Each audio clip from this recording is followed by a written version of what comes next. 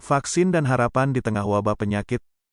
Di tengah pandemi orang berharap vaksin menjadi solusi. Bagaimana kapan dulu vaksin belum dikenal? Presiden Joko Widodo mendapatkan pertama vaksinasi COVID-19 di Istana Merdeka pagi ini, Rabu, tanggal 13 Januari tahun 2021. Jokowi menerima dosis pertama dari vaksin produksi Sinovac. Pemberian vaksin ini dilakukan setelah Badan Pengawas Obat dan Makanan, BPOM, memberi izin penggunaan darurat atau Darurat Use Authorization, UEA, untuk vaksin COVID-19 produksi Sinovac halal dan suci.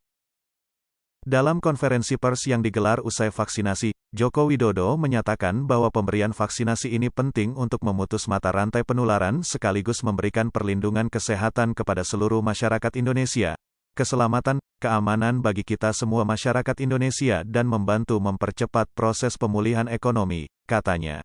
Penemuan vaksin memang menjadi harapan bagi semua orang di kala pandemi. Bayangkan bagaimana kira-kira orang-orang mengendalikan penyakit sebelum mengenal vaksin. Misalnya saja influenza. Jika vaksin flu pertama baru beredar untuk umum pada 1940-an, di Jawa khususnya penyakit ini mungkin sudah ada sejak abad ke-11. Dwi Cahyono, arkeolog dan pengajaran sejarah Universitas Negeri Malang menjelaskan kalau orang Jawa menyebut flu dengan pilek atau umbelen. Kata ini sudah tercatat dalam prasasti, khususnya dari masa sebelum abad ke-11. Orang Jawa kuno menyebutnya dengan nama hambelen. Hambelen atau flu ini rupanya penyakit tua, walaupun kita mungkin tak tahu seberapa penularannya, kata Dwi, setelah abad ke-11 mungkin juga muncul tapi tak disebut. Epigraf Universitas Gadjah Mada, Ribut Dam Sutopo dalam Sima dan Bangunan Keagamaan di Jawa XX2 menulis, hambelen adalah penyakit pada masa Jawa kuno yang termasuk dalam wikara, perubahan. Artinya penyakit ini terjadi karena keadaan tubuh dan mental yang lebih buruk dari biasanya. Wikara bisa karena penyakit bawaan sejak lahir, perubahan kejiwaan, atau kutukan. Namun, agaknya waktu itu pilek tak begitu ditakuti. Pasalnya, kata Ribut 7 wikara yang sangat ditakuti kala itu adalah kuming, impoten, panten, banci, grigen, sakit-sakitan, wuduk, lepra, busung, perut membengkak, janggitan, gila, dan keneng sapa, terkena kutukan. Orang sakit influenza cukup dibedaki hidungnya, kata Ribut. Bicara soal sakit yang mewabah pada Jawa kuno, mungkin bukti yang terjelas hingga kini adalah naskah Calon Arang. Calon Arang adalah nama perempuan sakti ahli sihir dari desa Girah. Ceritanya diawali ketika Calon Arang merasa terhina karena tak ada yang mau menikah dengan putrinya yang cantik, Ratna Manggali. Semua lelaki takut menjadi menantu seorang Calon Arang. Ia yang dendam memohon pada Batari Durga untuk menimpakan wabah ke seluruh negeri. Karenanya di negeri itu terjadilah wabah penyakit yang hebat. Bahkan tak hanya di desa, tapi sampai ke ibu kota. Banyak orang mati, mayat-mayat membusuk di rumah dan menumpuk di kuburan, ladang dan jalan. Desa menjadi sepi, orang-orang menyelamatkan diri ke desa-desa lain. Filolog R. Eng.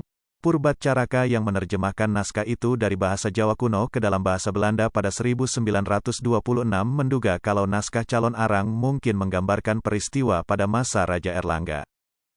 Namun, arkeolog Harian Santiko dalam disertasinya, Kedudukan Batari Durga di Jawa pada abad X15 Masehi, di Universitas Indonesia tahun 1987, berpendapat bahwa Calon Arang lebih pas ditempatkan pada masa Singhasari akhir atau Majapahit. Dari kisah Calon Arang, kata Dwi Cahyono, yang menarik untuk dicermati adalah wabah penyakit yang datang akibat teluh seorang ahli sihir.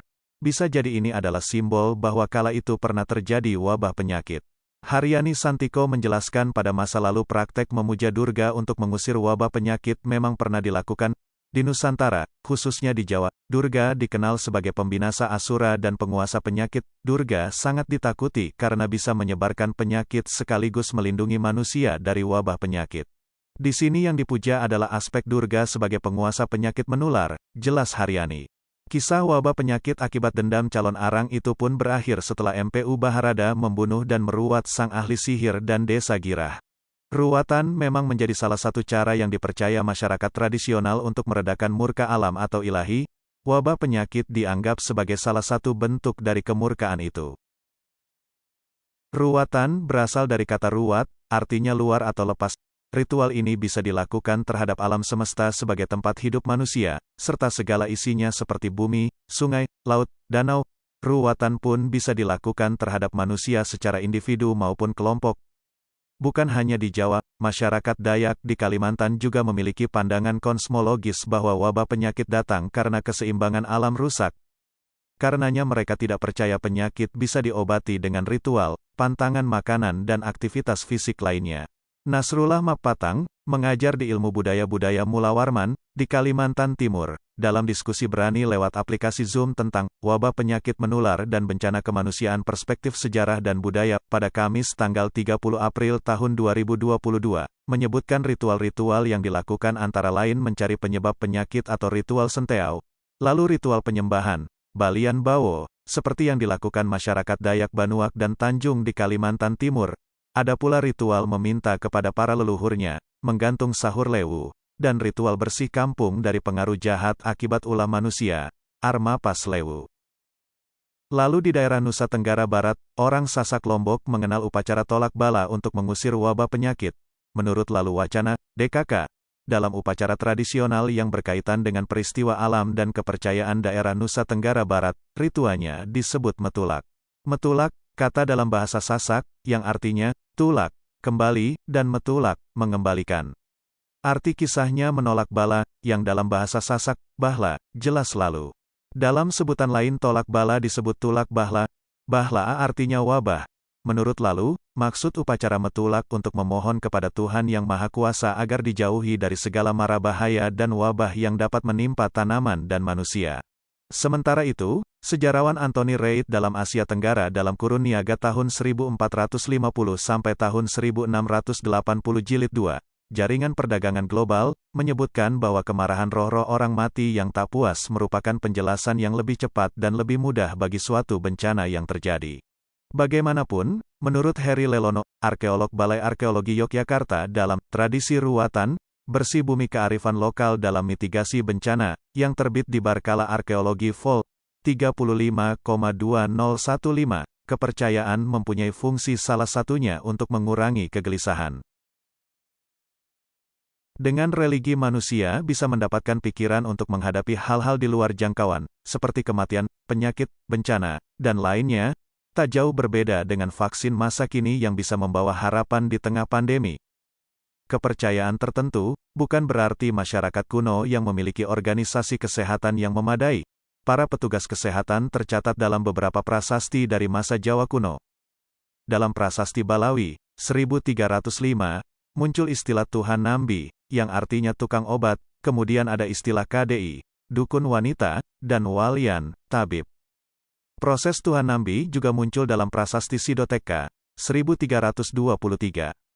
Prasasti ini juga menyebut wali tamba atau orang yang mengobati penyakit. Sedangkan dalam prasasti Bendosari, 1360, disebutkan keberadaan tabib desa atau disebut janggan. Padada atau pemijat yang mungkin merujuk pada tukang pijat, pada masa Hayam Wuruk, penguasa Majapahit, merupakan salah satu pekerjaan yang dibebaskan dari segala bea cukai, ini berdasarkan prasasti Biluluk. Ribut Dam Sutopo mencatat bahwa pada masa Jawa kuno, obat-obatan sudah diperhatikan terutama memanfaatkan beberapa tumbuhan, di antaranya buah jana, buah maja, buah jujube, pulai, dan buah mengkudu. Di antara itu ada obat yang bentuknya berupa bedak. Selain lewat obat, orang dulu juga rupanya telah mengenal pembedahan. Soal ini dikisahkan singkat dalam serat Pararaton. Raja Jayanagara, paman Hayam Wuruk, menderita penyakit. Penyakit ini oleh sejarawan Kanada, Earl Drake Gayatri Rajapatni, diartikan sebagai tumor yang membuat sang raja sulit bergerak. Ratanca diberi tugas untuk menyembuhkan penyakit itu. Dikisahkan pembedahan dilakukan beberapa kali, tetapi selalu gagal. Operasi baru berhasil setelah sang Prabu menanggalkan pelindungnya. Yang jelas, sama seperti sekarang, orang dulu pun harus memastikan penanganan terhadap penyakit tak asal dilakukan. Hal itu diatur dalam kitab agama, undang-undang dari masa Majapahit. Dalam undang-undang itu diatur ancaman bagi orang yang lalai dalam pengobatan. Misalnya, seorang yang mengobati binatang, tetapi binatang itu justru mati, didenda 4 kali 3 atak. Sedangkan jika manusia yang diobat, tapi tidak sembuh malah kemudian mati, dendanya selaksa. Bahkan, jika seseorang Brahmana diobati malah mati, orang yang mengobatinya diganjar hukuman mati oleh raja yang berkuasa.